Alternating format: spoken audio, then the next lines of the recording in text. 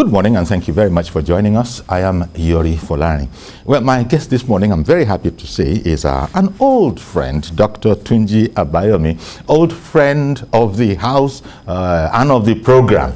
Dr. Tunji Abayomi, Pro-Chancellor at Adekunle Ajasin University, Akungba, Akoko in Ondo State. Well, Pro-Chancellor until about 2 days ago. 2 days ago. About 2 days ago, because you completed... At least the first tenure. Yes, you know. Yeah. Now, is it going to be renewed? Or? Well, it's the prerogative of the governor. Of the governor? Yeah. So I think I have done what I have to do. You have done what you need to do. It's now left to them. The authorities. Yes. But congratulations. Thank you very much. Now, Dr. Tunji Abayomi, constitutional lawyer, he's an author, very knowledgeable about the polity in Nigeria. And so I was delighted today that when he agreed that he would come find out a lot more things, because he also is a very staunch member of APC.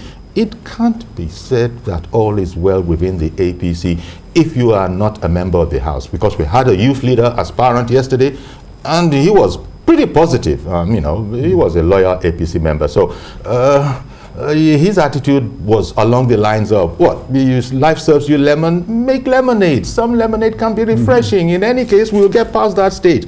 So somebody even called in and said, the young man who wants to be youth leader, he's joined them already, talking the political talk. And the man said, that's just the realistic, political situation. Now, I wanted to use that background to ask you, Doctor, because I heard your most recent interview, where you were saying that crises of this nature are really no big deal. They're nothing special, nothing extraordinary. In fact, you say, should rightly be expected if one is a political person.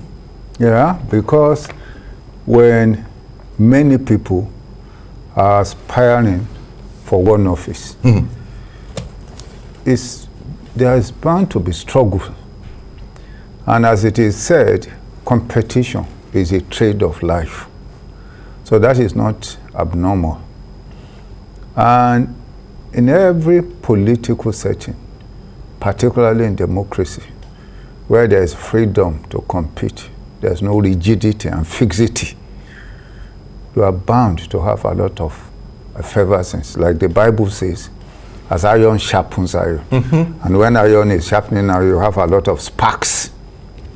But I think our preoccupation should not be the problems, but the effort to find solution.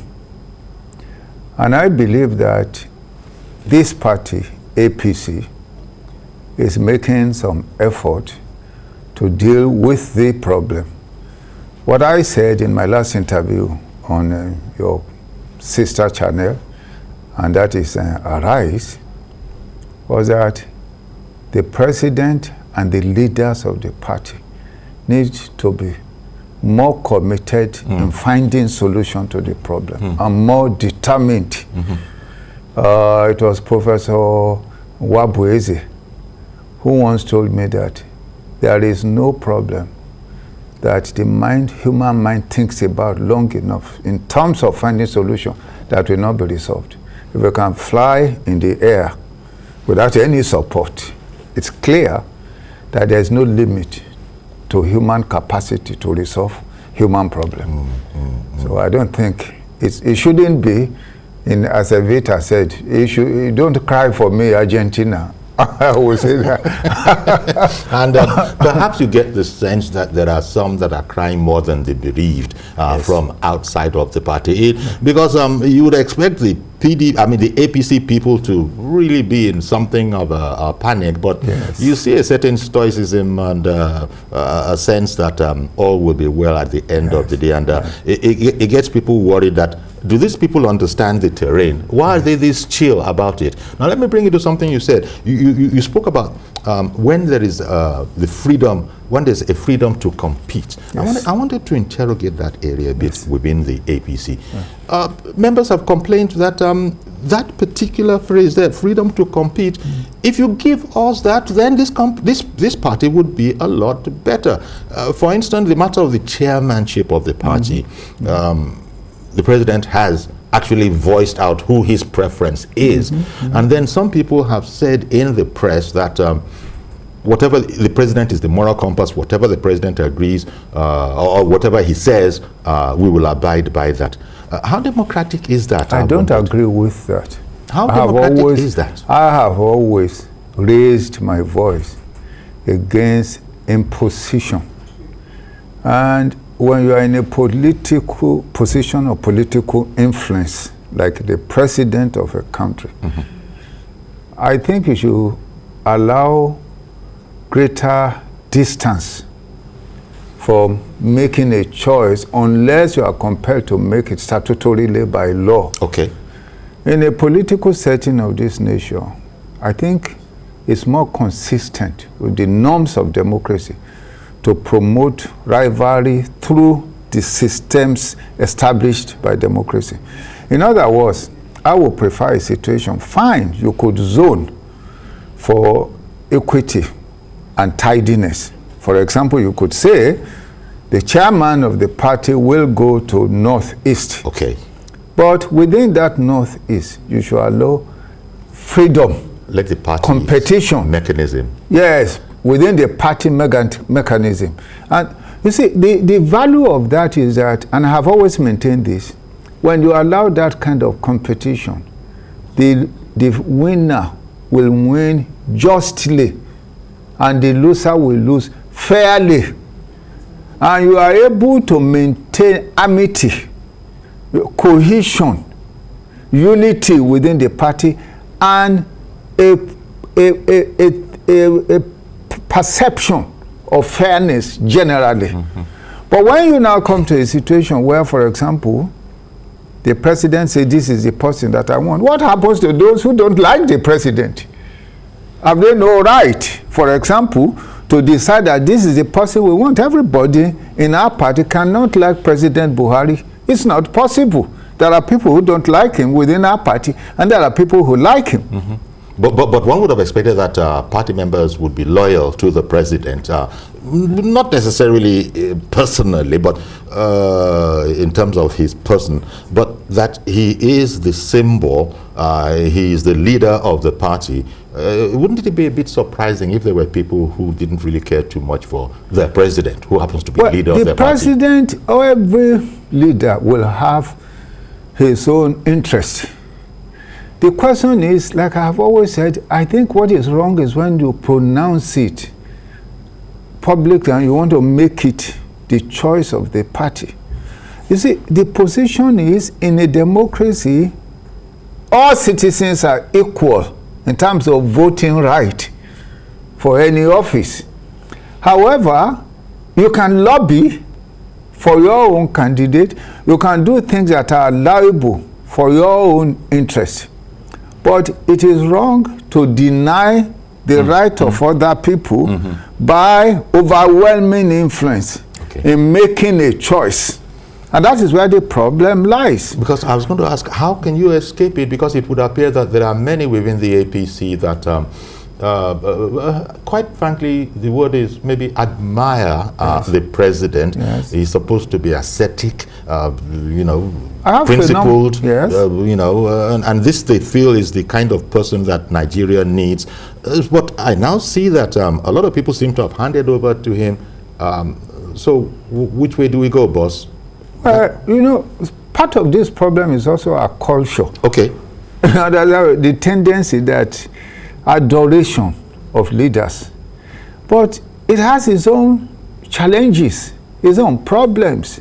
Because when you have a system that is not subject to criticism, critical examination, sometimes you go the same way, and that same way may be wrong. Indeed. That's the danger.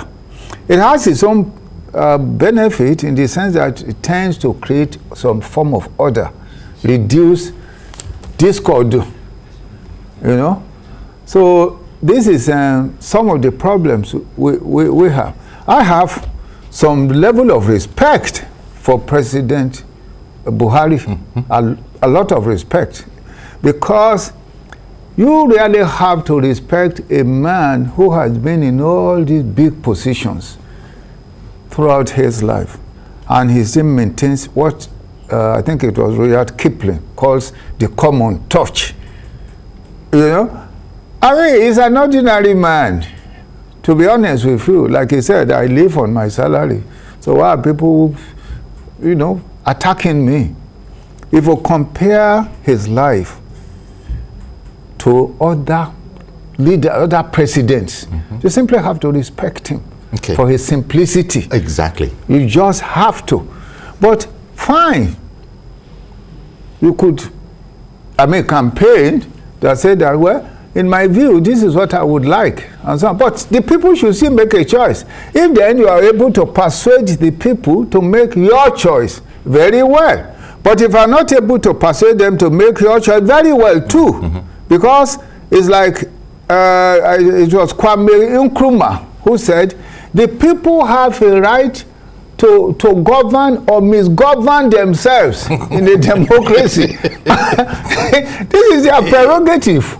You know, that you just have to bear the consequence. For a given time, maybe 4 years or whatever that tenure is, and then you come in and you fix it again. Of course, that was the choice of the people, the democratic choice of the people. And that sometimes people democratically go a certain way and then regret it afterwards. And they choose, you know, in keeping, they make a new choice in keeping with their regret. Indeed, when the time comes. When the time comes. Look at Britain exiting out of EU. That's you know how long they've been there and how strong.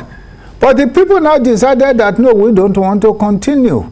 That's just, it's just like, look at America. They were in a constitution of perpetual confederation, of perpetual union for a long time. They met, I think it's 1877 or something like that, and abandoned that constitution and now adopted a federal constitution for a more perfect union. So the people, the interesting thing about our people is that we are not critical enough to be anxious to look at things from the foundation and see whether we need to detour and move another way, you know. So is that because of intellectual laziness or a deeper, baser, ulterior motive? I think it's a complex problem. Complex problem polluted by so many issues. Ethnicity, your brother who is there, who is doing wrong, you can't criticize because it's your brother, simply because he's a Yoruba man. You know what I mean? People don't expect to. When I was supporting one candidate, somebody said, oh, how can I be against somebody from Akoko? My own area. They won't do. The man from Akoko is simply not good enough for the job. We have all these issues. But people expect that an Akoko man will go with an Akoko man. Yes. Generally speaking. Yes. And which is wrong. We should get to a point in our nation where we commit ourselves to objective standards, not sentimental standards. That's why an American once told me that one of the problems, the difference between Western country and Africa is that while the Western countries are committed to justice, we are committed largely to emotion. We feel for people. We feel. Well, even workplaces are telling people to have emotional intelligence. Yes. So I don't know if there's anything we can do about that. Of course, emotional. That feeling for people business, which can sometimes conflict with what was the expression you just used now? Which can conflict with a detached. Looking at the facts of the case. Yes. When you get these other emotional aspects, you then sway there. That's where the problem lies. Instead of saying, oh, this is the law, this is the consequence, this is the remedy, the punishment. When we get to say, oh, why don't we see what we can do? Soft landing. So that's it. So we never really get objective standard. That's the problem. And it complicates our lives considerably. But it's always subjective. We tend to be. But arguably, Doctor, this is the way we are. How optimistic are you that we will get to where you said, which is the need for objectivity in our lives?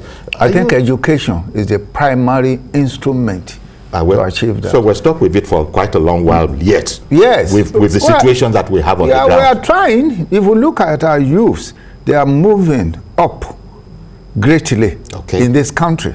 So we are moving gradually towards that there's a lot of debate on issues now. There are a lot of interest. So I think we are moving up. We are moving. The nation is not as terrible as we tend to talk about it. Or as terrible as it has been in the past. Well, it's not as terrible as it has been in the past. We're actually advancing. Although it appears as if things are, because people talk about the economy, but the economy is affecting the entire world. That's the truth of the post-COVID. I mean, the world was under siege. The world was under siege. And if the siege can shake developed nations, you can imagine what happens to developing nations like ours. We have left undone what we ought to have done.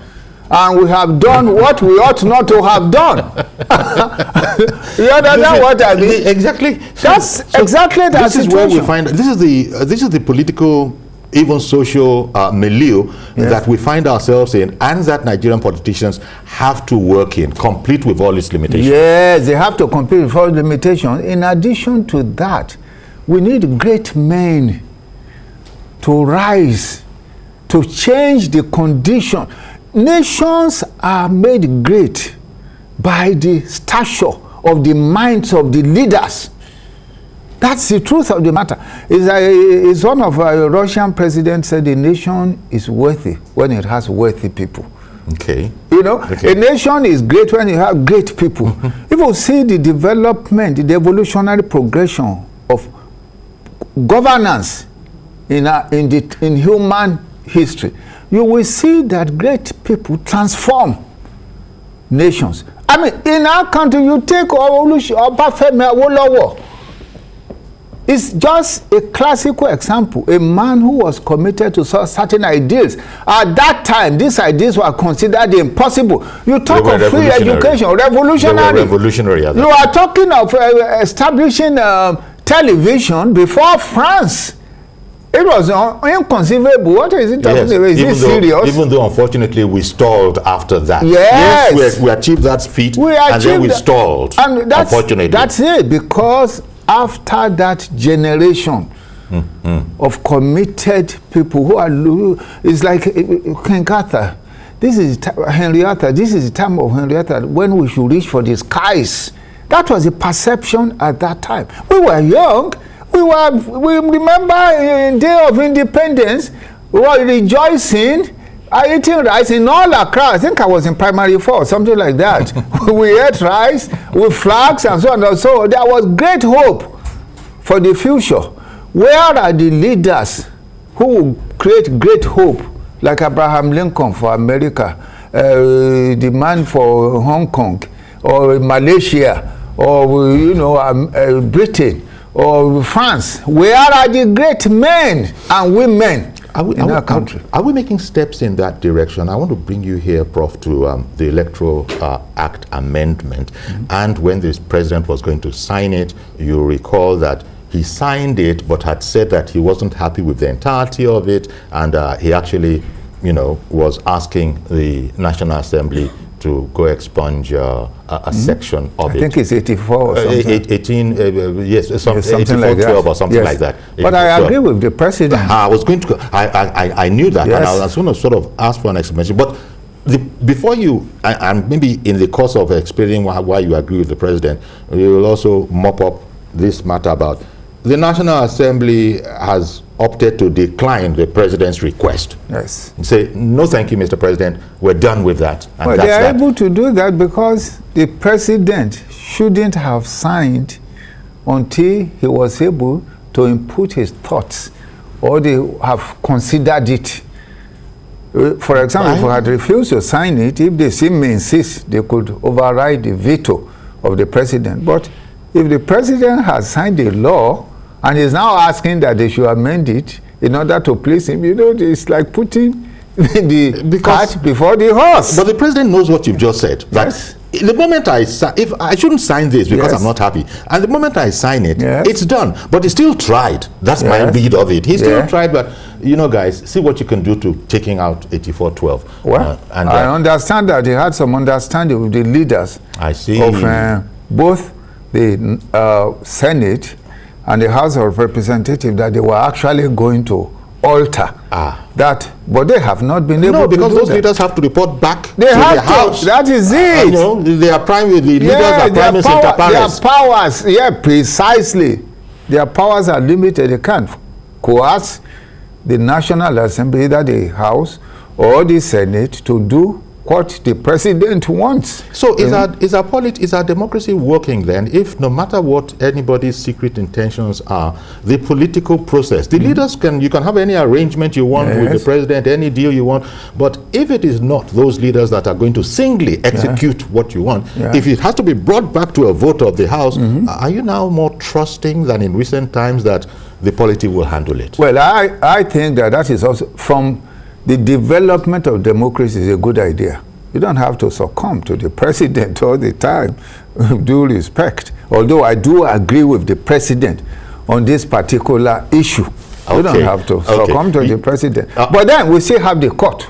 They can go to court and challenge that provision. I believe it's inconsistent. Yes, yes, I believe it's inconsistent with the Constitution because the Constitution has prescribed for office. Okay, asked him what's the next step. He says, well, we'll have to wait till after the convention before we go in that direction. But Prof, you were going to explain why you didn't, why you see eye to eye with the president on what a lot of Nigerians, maybe because of their understanding on the issue, the way they understand it, felt was a very good provision that the National Assembly had inserted in there.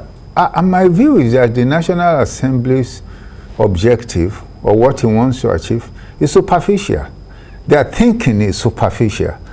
Your position is that it gives advantage to the political appointees. That's not true. But even if it gives advantage, for example, you elect a senator. He wants to run again for office. He made all the money out of state public fund, the position out of public fund, the car he rides is out of public fund. You have a governor, you elect him, he wants to run again. Look, we have gotten to that point. In those days, Governor Ajashi once told me in a dinner in Lagos that it was wrong for a governor to use the state vehicles to campaign for a second term. That was in those days. But is that the situation today? The situation today is that people in elected offices use the entire instrument, public instrument, in order to gain advantage for themselves in every ramification. So if you take, for example, a man who is elected, let us say, for example, to head an agency, state agency, maybe he makes 100,000 for per sitting. And you now say that, oh, because he's making 100,000, he should leave to compete for office because he doesn't want to gain advantage. It doesn't make any sense. Okay. Moreover, if he loses, if, for example, he's very good, he can come back to provide more service. What's wrong with that? So I do not agree. I completely agree with the president on this particular issue. And you said the option is up to them, up to him and his team, to decide whether to go to approach the courts. Yes, on this to approach. I believe it's so. It's a possibility. It is a possibility. I believe it's unconstitutional. I completely believe that it is unconstitutional. The reason, and I think there's even a decision of the Supreme Court, I do not know now, that you cannot expand or constrict the prescriptions set or settled by the Constitution for running for political office. I think it's at 133. And you think that particular provision might indeed have been infringed on the constitutional provision. It says it there. You have to be a Nigerian citizen. You have to be 40 years old. You have to belong to a political party and a few things like that. Those are the requirements to run for office, for example, that is for president. Now, if you are saying that you must resign from your office, it's not part of the requirement. Okay, so that would be like an expanding that yes, not allowed. Yes, and the Constitution, the Supreme Court said you cannot do that. You can only limit it to what is prescribed in that Constitution. I'm going to be leapfrogging across the place because time doesn't allow us to be as sequential and systematic as I'd like. The party itself, APC as a party, the control, all of the I was looking for a word for Rogbodinya. All the tumult going on in the party, it's all about the control, isn't it? Wanting the control of the party, which will probably affect candidates that will emerge. This is my guess outside here. Give me your thoughts on this, because we heard that nothing was being done towards the convention holding on the 26th, and that's why some people rose against Mimala Buni. But now we hear that things are beginning to move. Now forms are available. Yesterday when we were speaking, if they were available, we didn't know it. Now we know that the forms are available. Although they bumped up the price of the chairmanship form to 20 million naira, and you say that we have problems, we're poor here. But give me your thoughts on all of this going on because of the objective of grabbing control of the party. Is that read anywhere near the truth? Yeah, that's normal. I mean, we're talking of competition for power, and power is powerful. A very famous governor and top governor once told me, if you're out of power, you're out of power. Power is powerful, especially in developing nations. You have access to everything. So it's expected there will be a lot of conflict out because of competition. But the truth of the matter is that every political party wants to win. Yes. I mean, we have two major political parties, and both parties are at this point in turmoil. That's the reality of turmoil because of interest, personal interest, political interest. So that is just it. But as you said, when it comes to power politics, it can be very brutal. But you must play by the rules, I would have imagined. Especially APC, that before it came into power, used to complain a lot about the, the PDP and their cluelessness, and they're not doing the right thing. And here is APC now. But we really, it's the tragedy of political partying in this nation. Great tragedy. The greatest tragedy is that they don't even follow their constitution. You will recall that I left APC to contest for Senate in AA as a result of protest. And my protest is that the constitution of APC says that you have to have a primary. If you have a consensus, you still have to vote to ensure that it's not an imposition. Okay. That's what the constitution says. And we have a chairman, Oshiomole, who was just imposing candidates, automatic candidates, when the constitution made it very clear. And you wrote to them, you protested, you did this, they were outlaws. That's really the reality. And that is why we have problems in most political parties in Nigeria. It is government of persons and not of law. And America says that our government will be a government of law and not of persons, because law is objective, it's not sentimental, it's about matter of justice, it's hard choice. But persons, sorry, sir, I was a bit confused there. Law is, I thought law is objective. Yes. No, you said subjective. Objective. Objective. Law is objective. It's not sentimental. Okay. It isn't sentimental. It is objective. But persons, when you have government of persons, is subject to all sorts of intricacies. You know. So and underhand tactics. Yes. How about the thought or rumor that the leadership of CECPC actually was aware that there was an action in court that could throw a spanner in the works of the APC's plan for the 26th. Now, that's being underhand, forgive my saying so, because you are working on behalf of the party. Why would you have such crucial information and not bring it to the party? Well, that would be a little surprising. If true. If in fact it is true, then there should be some form of imposition of discipline. If it is indeed yes, true. if in fact it is true. But what we're hearing now is that Memala Muni, Buni, and Apano, they're back now. That's what we're hearing. Well, by law, because yes. because they hit a brick wall. Yes, the train, the anti train hit a brick wall. And now we have to commend the INEC in this regard for standing up in this regard. I keep telling people the word INEC. I was the one who created the word INEC in my letter to Abubakar. Okay. You know, when he was then the head of state. The Independent National Electoral Commission, the word INEC. And it was adopted. It was adopted at that time. Use. But we must praise INEC for standing above politics, above party, and above personality. And saying that this is the law. Have you taken a look at it? I see. Notwithstanding that the government, the party has the government in power at the federal level and in most of the states. If we can continue in that way, we will reach some level of objective standard. Okay, let me take Shegun in River State. Good morning, Shegun in River State. Good morning, yes, sir. Good morning to you. Yes.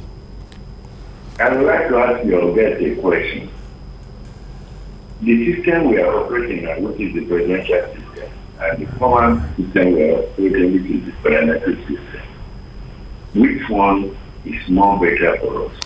To me, personally, this particular system we are operating breeds what I would call dictatorship from both the executive governor and the president. Number two, I would like to take this opportunity because this is a program that is worked by a lot of government people. We have a situation in the world now where they are moving away from Russian gas to the United States in Europe. What is our government doing to make sure we are on this train so that we can benefit from it? Thank you. All right. Thank you very much, Shegun. Didn't get the question. Unfortunately, it was a bit low. Yes. But I think he was saying that the world, the way the world is moving now, yes, we're seeing things. I think he was asking what your impression is of how much we are keeping in step with developments around the world. I think the Ukraine situation is an issue. Are you satisfied that the governance that we have is sufficiently, is it seeing everything going on? I think the government has taken a position. There was a vote in the United Nations against the invasion of Ukraine. Yeah. And our government supported that vote, voted in favor of condemnation of the invasion of Ukraine, and I think it's okay. Okay. Let me return to when you left APC. You left APC, as you said, for AA.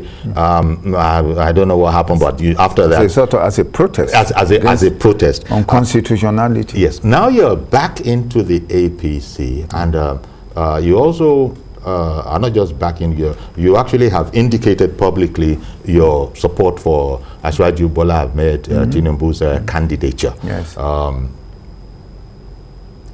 Well, why?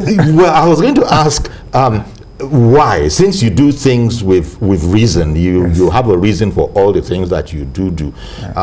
We haven't even gotten to the convention yet. Right. We hope that we will, yes, because there are people who. But what is it about Ashwaju Bola Ahmed Tinubu that? Well, and in spite of your previous disagreements. Disagreements, yes, that's okay. I take positions based on assessment and out of conviction. So you cannot always be sure that you cannot always be sure, predictably, that I will support you. It depends on what to bring up.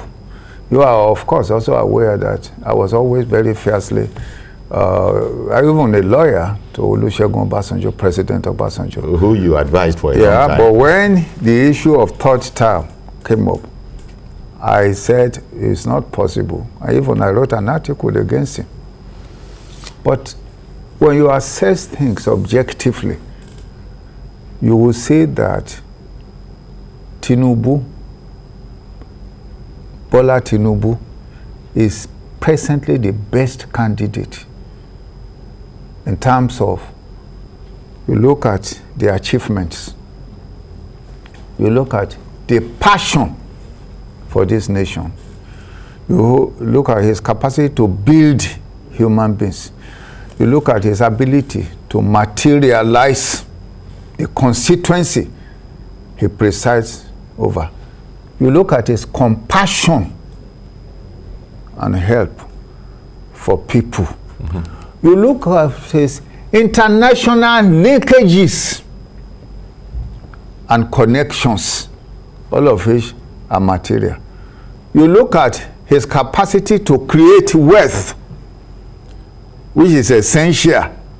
When you look at all of that, and you take the criteria, you take it to others, you draw lines, Yes. and you put the names Of all the other competitors. of all the other competitors, including the preliminary competitors, and then you now compare.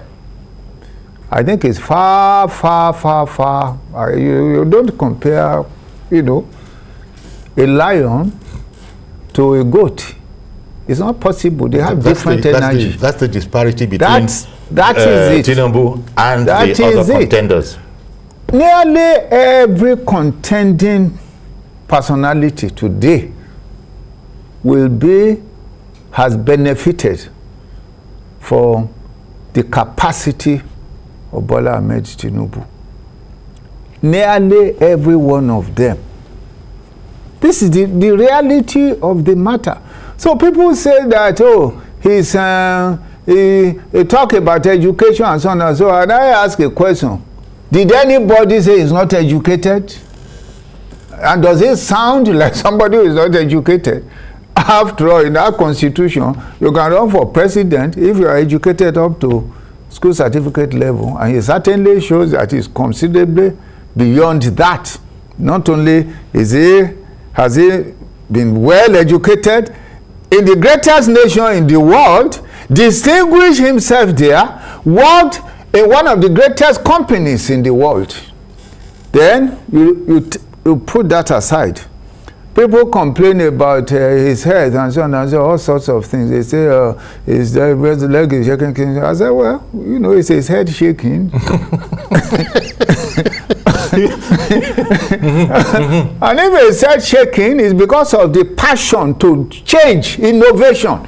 Innovation, when your mind is powerful, your head will shake for greatness. There's nothing wrong with that. So what are we talking about? I see a man who stands for 2 hours addressing people. I have seen him in at least 2 occasions. I deliberately went there to assess his health situation, deliberately. And you came away satisfied? If you can stand for 2 hours addressing people, you say he's not well. He's running down his aircraft and running up. He didn't fall. He's addressing people for hours. He's not collapsing. He's moving. He's not, shaking. And you say his health. What are you talking about? How about who is well? This is the issue. Okay, who is well? W.E. Du Bois said, herein lies the tragedy of the age. Not that men are poor. All men know something about poverty. Not that anybody who does not know some health at one point or the other. When this morning, I had to take 2 spoons of honey because my stomach was disturbing me. So who is actually well? Okay. Then you go to other issues. Indeed. I'm so sorry. Uche, I beg your pardon. Apologies. I've kept you waiting for so long. Please go ahead now, sir. Yeah, good morning, Mr. Yari. Good morning, sir. And good morning, our senior Dr. Abayomi. Vice Chancellor. Yes, thank you. Abayomi, yeah. I think my name is, let me start from introducing myself. My name is Uche, calling from Bay in Anambra State. Okay. If you ask me, from since 1999, we have had a series of presidents like Obasanjo. Actually, he was not prepared. He was in the prison. They brought him out and made him a president. Yar'Adua came, out because Obasanjo wanted him to be president, and good luck came in. But this president was actually prepared to be president. He came out thrice. In fact, the last time he came out, he cried. And eventually he got it. And the APC has, since that time, has been this Fuji house of commotion since that time. And Mr. Abayomi here said that it's a normal thing. Now, when the APC told us that it is not normal, it was not normal, and they came in and it was even worse.